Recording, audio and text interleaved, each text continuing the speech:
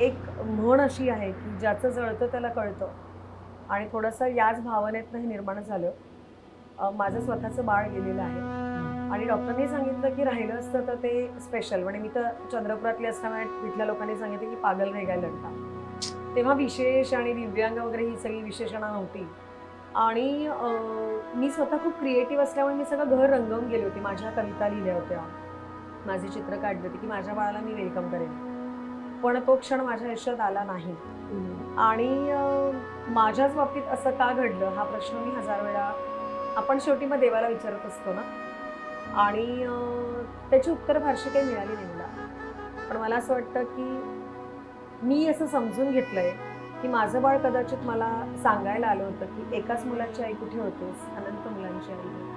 हं, हं. आणि त्यातनं निर्माण झालं अर्थात ते सोपं नव्हतं.